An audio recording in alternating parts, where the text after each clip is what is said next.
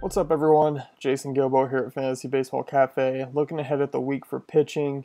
Got some nice two-start arms, some streamers, waiver wire ads to look at, and some bullpen news. If you're looking to chase some saves here late in the year, looking to grab some within the playoff matchups coming up, definitely some guys out there. And always wrapping up with the injury report, which is actually pretty promising this week. So some good news on the front there. Also gonna just see what's up with King Felix. Has not looked good this month, and really the season's been quite average outside of a few starts. So we'll take a look at him in a little bit. Jumping ahead to some two-star arms, pretty subpar as far as streamers go this week, but a handful of aces. You got Dallas Keuchel, Corey Kluber, Jake Arrieta, all going. Jake Arrieta's just been on fire. So some nice arms. And of course, you got Noah Syndergaard, Jacob deGrom. So really stacked week for pitching in two starts. Some of them don't have the greatest matchups, but obviously you're going to trust them anyway. Looking ahead, a couple guys face like the Giants, some Cubbies in there who have been swinging hot bats, Red Sox as well. So running in some tougher matchups, but obviously you're gonna take them either way. And one really like Steven Strasburg, pitching very well since coming off the DL, facing the Marlins and the Padres this week. So really two great starts to just keep the momentum going, which is going to be huge coming into the stretch because really he has not been good all season, up and down in the beginning of the year, hit the DL a couple times. So now we need him when it matters most, and it looks like he could deliver possibly for the rest of the year. So good news for Strasburg owners there.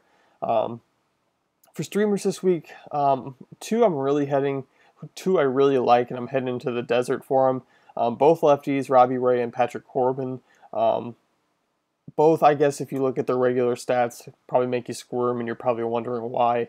But both have actually faced a lot of weaker teams and pitched very well against them, and then have been up and down against average to better teams.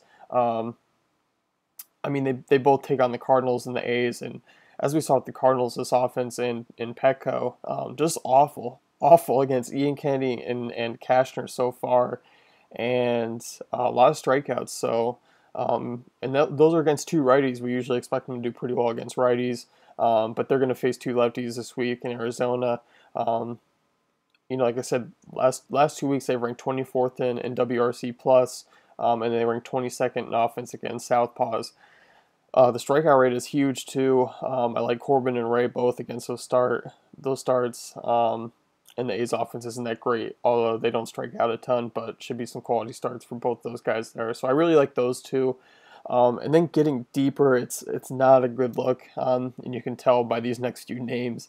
Very bold move, but Joe Kelly faces the Mets, faces the White Sox this week. Of course, now that the Mets offense is outside of Coors, less optimal offense there for New York. Kelly on a 4-game win streak has allowed 3 earned runs over the last 3 starts against the Indians, Mariners, and the Tigers. So 3 pretty decent offenses.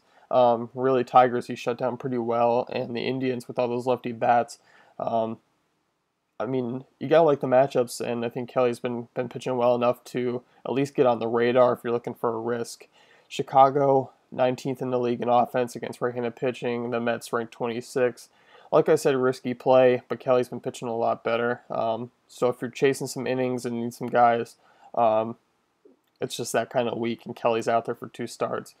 Happ is another riskier one. Faces Miami on the road, which their offense is pretty abysmal. Been up and down. You got Stanton and Yelich both out with no return in sight. And he also faces the Rockies. Good thing because the Rockies are not in Coors that start, and they rank dead last in WRC plus against lefties, and a pretty hefty strikeout rate as well. They're pretty bad against left-handed pitching, especially on the road. So give Happ a look. Definitely got some nice quality start and some strikeout upside if he has everything working. Onto the streamers here for this week, going ahead by a day-to-day. Monday, you got Joe Kelly, Happ, Robby Ray, those guys making their first of 2 starts there, so not much more. Tuesday, you got Charlie Morton for Pittsburgh, a nice cheap win, probably looking at it in a good quality start against the Marlins. I really like Nate Carnes at home against the Twins. The Twins' offense is less than stellar, especially in a place like Tropicana Field and against a right-handed pitcher like Cards has been pretty decent. And then you got Patrick Corbin making his start against the Cardinals. So gotta like those guys there. Wednesday, Chris Bassett facing the Mariners. He's really the lone option, just because a lot of riskier plays. You could take part. The Cubs and Giants series is in San Francisco. Cubs offense has been pretty hot, but I like to chalk that up to the Wrigley win and facing weaker pitching. San Francisco guys have pretty severe home and away splits, so back at home those average arms are a little bit more enticing to take. And the Cubs offense pretty hefty strikeout rate, so believe Kyle Hendricks is there. You got Jake Peavy pitching that night, so definitely a look there if you're looking for some risk. Thursday, you got John Neese, Carlos Rodon, two lefties I like to stream, and I really like Rodon to pick him up. He's been really sharp, a lot of K upside, lowered the walk rate a little bit, so he's looking very well.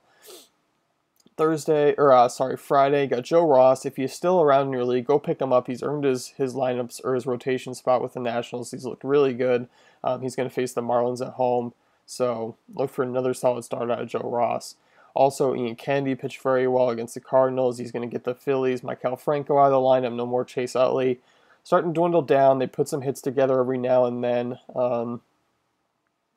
But Phillies are still the Phillies. Mike Leake gets the Cardinals in a nice spacious new ballpark out there in San Francisco. Leake has a 1.06 ERA in the last 42 innings. Saw that in a nice tweet yesterday. Looked very sharp in his return from the DL.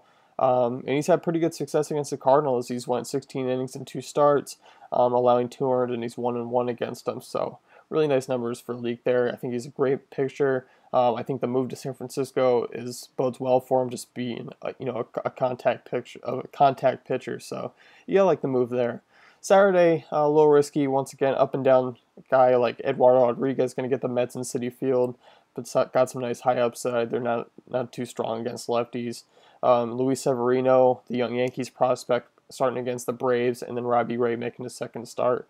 Sunday, Joe Kelly, Patrick Corbin both making their second starts, and I like those guys there. I'm still touting with Carlos Rodon and Chris Bassett for waiver wire ads. They're starting to gain some momentum, but still not enough to really write them off as being fully owned. So, but some closer news: Glen Perkins got a bulging disc in his neck. But not on the DL. Kevin Jepsen has picked up the last 2 save opportunities.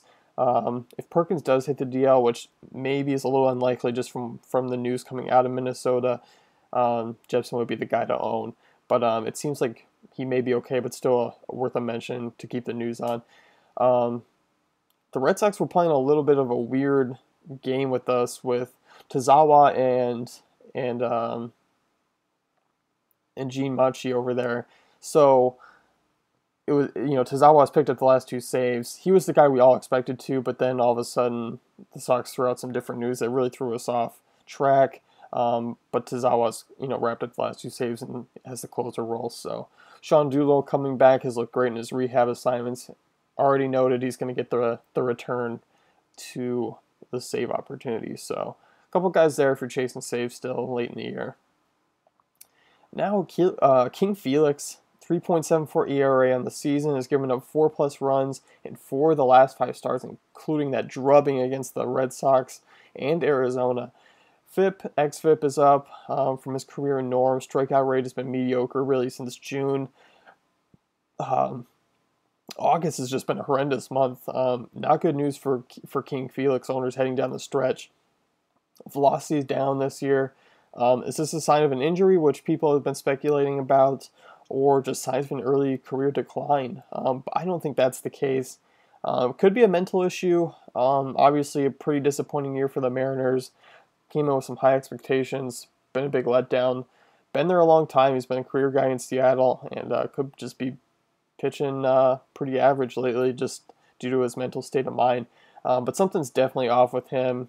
Nothing has been reported of an injury, but just some frustrating news. I think eventually he's going to bounce back. I think you're going to see a strong finish at the end of the year. I'm not really too worried about it, but just something to, definitely keep an eye on. Wrapping up with some injury news. Good news here for a lot of these guys. Michael Pineda due back facing the Astros in the middle of the week. Jose Fernandez expected to play some catch this week. I think next weekend is probably when we're gonna get some more efficient news into whether we figure out if he's coming back this season or not. AJ Burnett through a bullpen session, going to start ramping up a heavier workload. Likely going to return in the middle of September, so that's really good news there for us and the Pirates. Now on the two guys here, I didn't expect to see in 2015.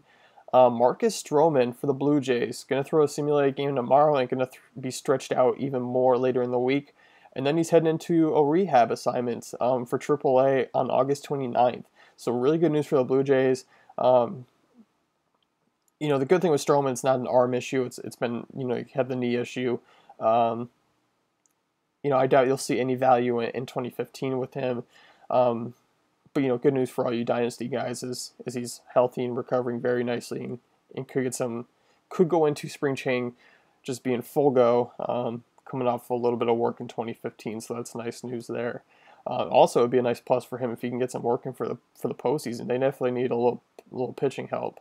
So good news for Toronto. Another guy, Adam Wainwright, tore his Achilles, has been throwing.